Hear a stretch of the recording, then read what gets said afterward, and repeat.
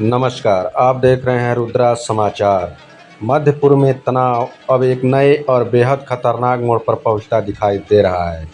एक तरफ ईरान ने अमेरिकी सैनिकों को लेकर ऐसा ऐलान किया है जिसने पूरी दुनिया का ध्यान अपनी ओर खींच लिया है, तो दूसरी तरफ अमेरिकी राष्ट्रपति डोनाल्ड ट्रंप की तरफ से ओमान को लेकर सख्त चेतावनी सामने आई है।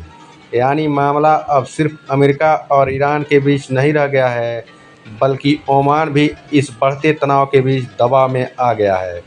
ईरान के सेना प्रमुख मेजर जनरल अमीर हतामी के मुताबिक, अगर कोई ईरानी नागरिक किसी अमेरिकी सैनिक को पकड़कर ईरानी अधिकारियों को सौंपता है या उसे मार देता है तो उसे $30,000 का इनाम दिया जाएगा।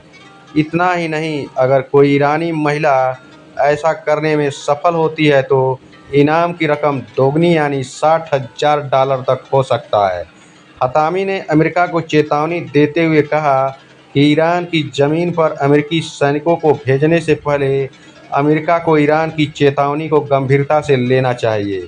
साफ है कि तेहरान किसी भी संभावित अमेरिकी ज़मीनी कार्रवाई को लेकर बेहद आक्रामक संदेश देना चाहता है। ईरान की घोषणा यहीं खत्म नहीं होती। हतामी के मुताबिक जिस हथियार से किसी अमेरिकी सैनिक को मारा जाएगा, सरकार उस हथियार को उसकी कीमत से दोगुनी कीमत पर खरीदने की योजना रखती है।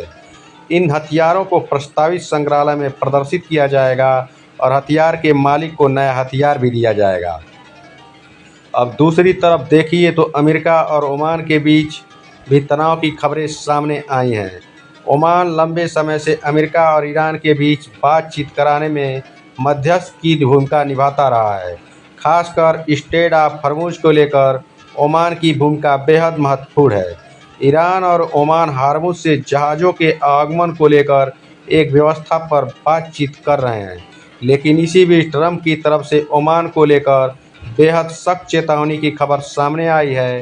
ट्रंप का संदेश है कि अगर ओमान अमेरिका और ईरान के बीच बातचीत या अमेरिकी रणनीति के रास्ते में आता है तो अमेरिका इसे गंभीरता से लेगा।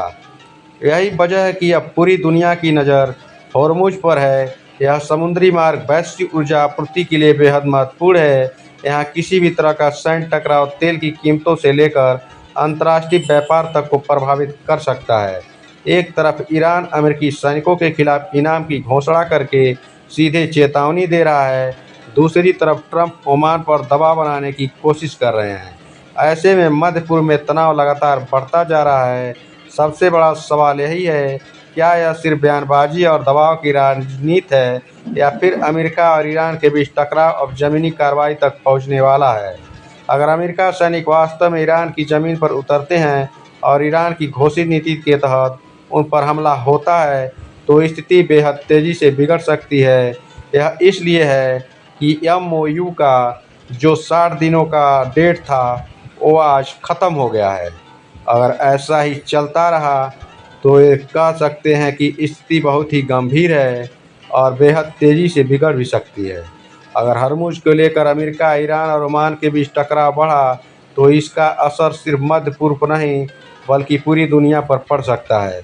यानी आने वाले दिन बेहद अहम हैं, क्योंकि ईरान की धमकी, ट्रंप का दबाव और हॉर्मुज़ का संकट मिलकर मध्य पूर्व में एक बड़े टकराव की ज़मीन तैयार कर सकते हैं।